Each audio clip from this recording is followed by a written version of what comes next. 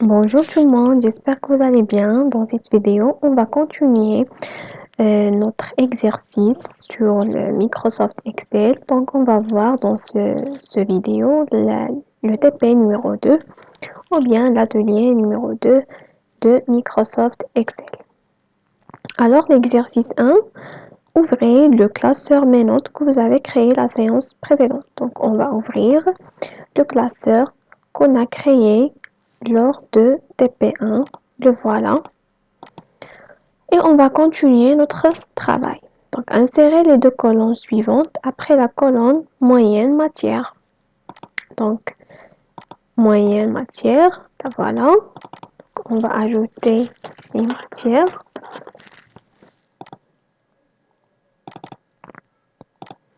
Et on va insérer la colonne des coefficients de chaque matière et la colonne de multiplication de coefficients et la moyenne. Donc, on va insérer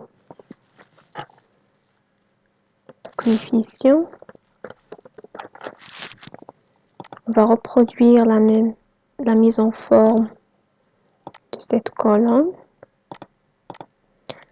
Et on va insérer les coefficients. Donc 3, 3, 2.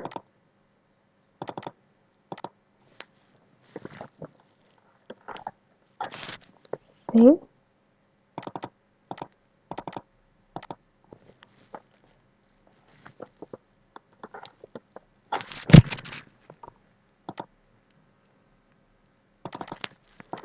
Donc 3, 3, 2. 3, 3, 2, 4, 3, 2. 4, 3, 2. Et 3, 2. Donc voilà, j'ai inséré les coefficients. Maintenant, je vais insérer la colonne coefficient fois moyenne.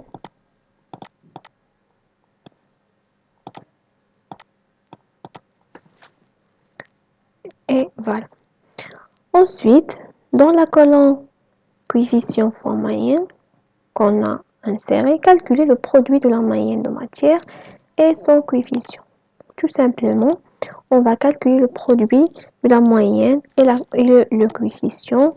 On va utiliser toujours une formule qui commence par égal la moyenne fois le coefficient entré. On va recopier la formule pour toutes les autres matières. Voilà, donc j'ai calculé le produit. On passe donc créer le tableau suivant au-dessous de 3 dernières colonnes du tableau précédent. Donc ce tableau, on va calculer la somme, la note finale, la décision et la mention. Donc on va calculer la somme des coefficients et la somme des produits de coefficients et moyennes.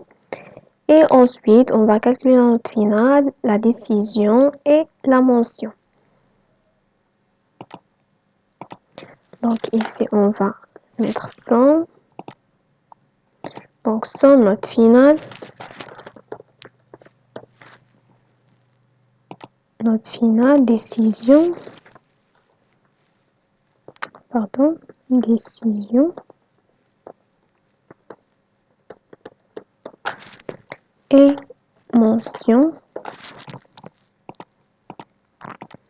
Donc je vais reproduire la mise en forme de ce tableau comme ça. Ici, donc, je vais fusionner ces 3 lignes, donc ces 3 cellules. Je vais fusionner. Donc, pour fusionner une cellule, donc je vais vers alignement, le groupe alignement. Ici, fusionner et centrer.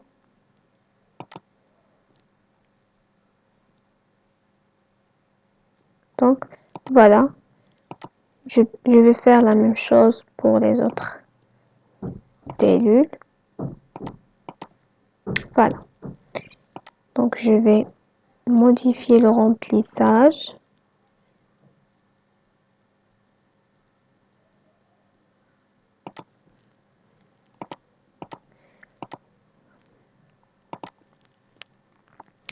Alors, la question 5, en utilisant la fonction somme, calculer la somme des coefficients et la somme des valeurs de la colonne C fois M ou bien coefficient fois moyenne.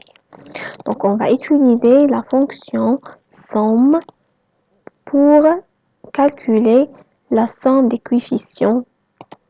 Alors, sur Excel, on a plusieurs fonctions qui sont prédéfinies. On va utiliser la fonction somme. Donc, on va vers la barre de formule, on va insérer égal, on va écrire somme. Donc, il va m'afficher des propositions des fonctions. Je vais choisir somme. Et ensuite, je vais la donner comme paramètre la plage des coefficients, comme ça. Je vais fermer la parenthèse, entrer, et voilà, donc j'ai calculé la somme des coefficients. La même chose pour le produit des coefficients et la moyenne. Donc, égale somme, la plage. Donc, voilà. La question 6, calculer la note finale. Donc, on va calculer la note finale. Donc, pour calculer la note finale, on va diviser la somme fois la moyenne, donc la somme des coefficients et la moyenne, divisé par la somme des coefficients. Donc, on va utiliser une formule égale toujours la somme divisée par la somme des coefficients. Entrée, donc voilà la moyenne de cet élève. La question 7, en utilisant la fonction si, on va afficher la décision admise si la note finale est supérieure ou égale à 10 et non admis si la note finale est inférieure à 10. Alors sur Excel, il existe une fonction qui s'appelle si. Donc, si, donc je vais chercher la fonction si, la voilà. Donc, comme vous voyez ici, on a le premier paramètre de cette fonction, c'est le test logique, c'est-à-dire la condition. Le deuxième paramètre, donc la valeur si vrai, c'est-à-dire si notre condition est vraie, donc elle va afficher cette valeur. Si notre condition est fausse, donc elle va afficher cette valeur. Donc, le test logique, c'est-à-dire, c'est une expression qui retourne une valeur qui est soit vraie, soit faux. Alors, dans cet exemple, on veut que afficher la décision admise si la note finale est supérieure ou égale à 10. Donc, la condition ou bien l'expression qu'on va mettre si, c'est note finale supérieure ou égale à 10. Donc, si la note finale, voilà, supérieure ou égale à 10, point virgule, on va mettre admis. Point virgule. Si la note n'est pas supérieure ou égale à 10, donc on va mettre non admis. Entrée. Donc, voilà. Entrée. Donc, ici, dans ce cas, la note est supérieure et égale à 10. Donc, bien sûr, la décision, c'est admis. On passe maintenant dans la cellule mention. On va afficher la mention en utilisant la fonction si, en respectant les conditions suivants. Donc, si la note finale est entre 10 et 12, donc passable. Si entre 12 et 14, assez bien. 14 et 16, bien. 16 et 20, c'est très bien. Pour la mention, on va utiliser la fonction si. Donc, on va vers la barre de formule égale si.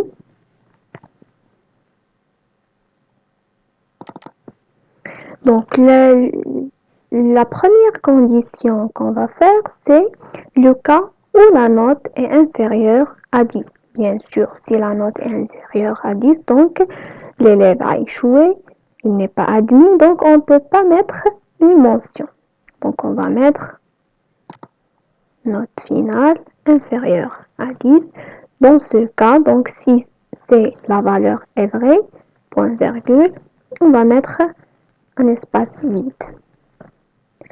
Sinon, donc si la note est supérieure à 10, donc on va commencer notre condition. Donc si la note maintenant est inférieure à 12, donc elle est supérieure à 10 et inférieure à 12, donc la mention c'est passable. Donc le cas où la valeur est faux, donc on va mettre une deuxième si. Si. Donc dans ce cas, inférieur à 12, point virgule, la mention c'est passable. Point virgule.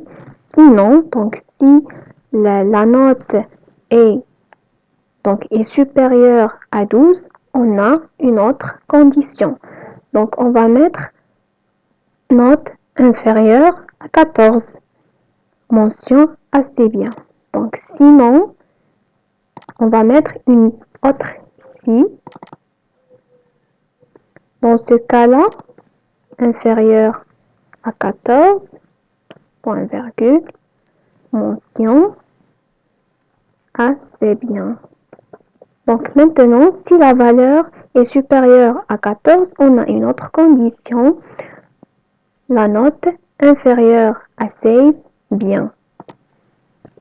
Donc, une autre si. Note inférieure à 16. Mention bien. Sinon, donc maintenant, si la note est supérieure à 16, donc on a la mention, donc entre 16 et 20, très bien.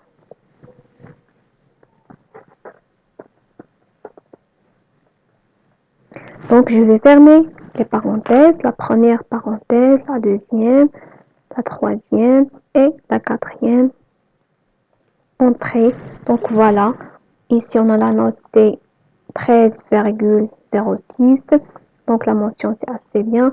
Par exemple, si je mets 18, donc automatiquement la mention devient très bien. D'accord?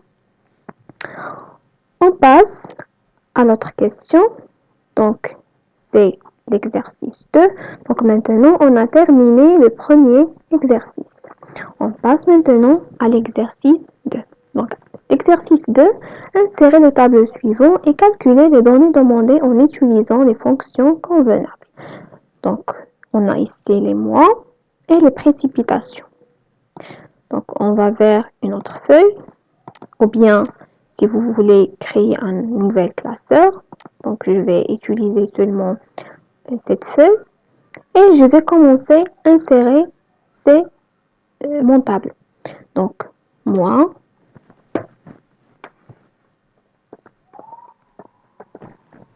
et précipitation.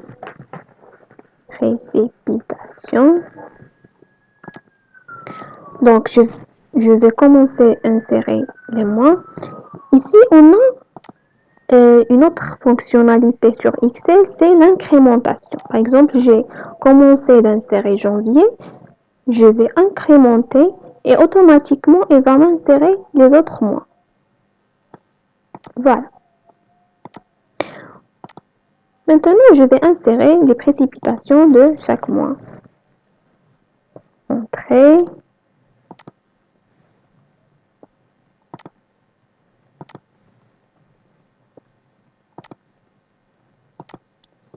Deux,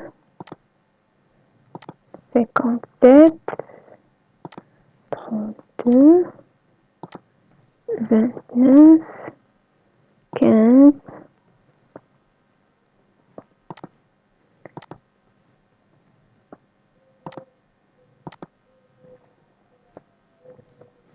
et voilà, j'ai terminé l'insertion. Donc, je vais modifier la mise en forme. Par exemple, je vais modifier la hauteur. OK. La largeur. Je vais toutes les bordures. Donc, centrer. Ici, le remplissage. Donc, voilà. Donc, je vais mettre ici, donc on veut calculer le total des précipitations, la moyenne, le max et le min des précipitations en utilisant des fonctions. Donc, le total, max, pardon, c'est la moyenne.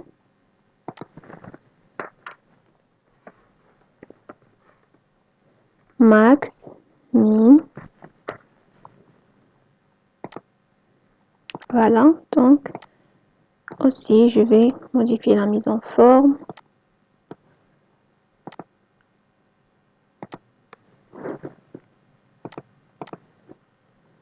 Remplissage. Donc voilà mon tableau.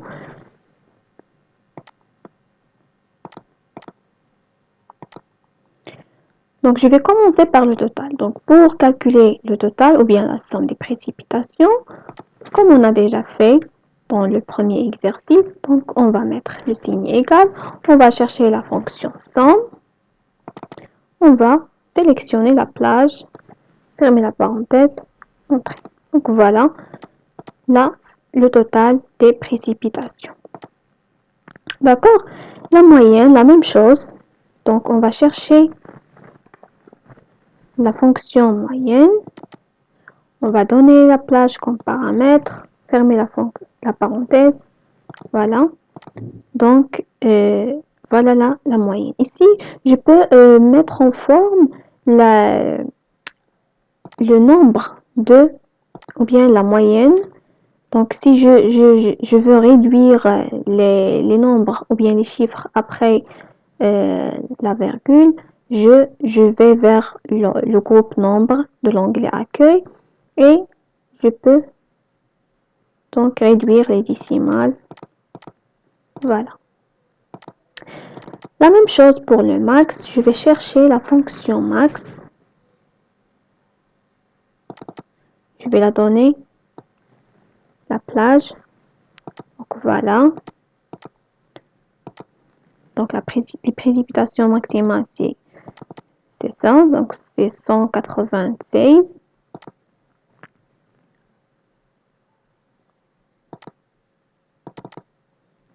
Pardon, 86.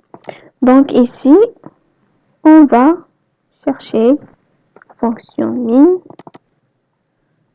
Toujours, je vais donner la plage des données. Entrée donc min, c'est 15, le mois août.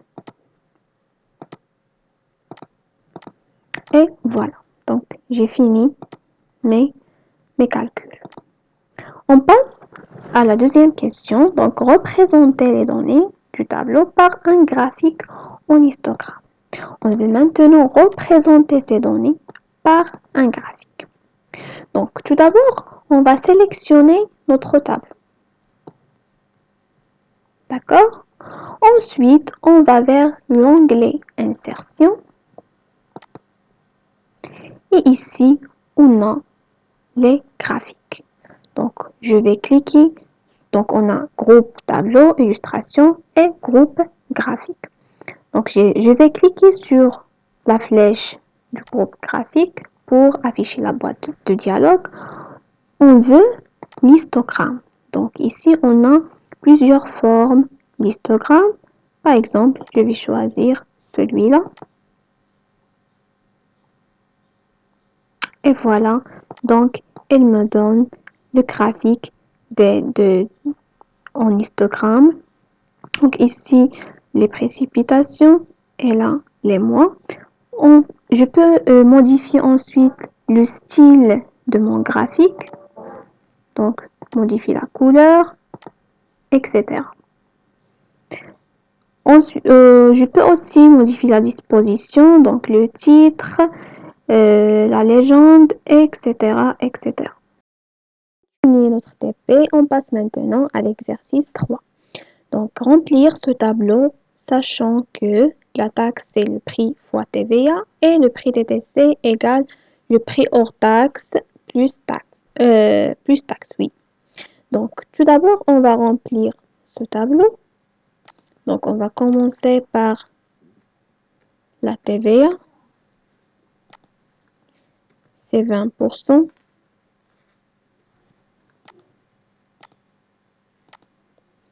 L'article. Donc, les articles.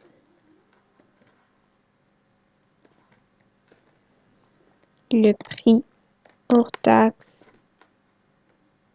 de chaque article. La taxe. Et le prix TTC.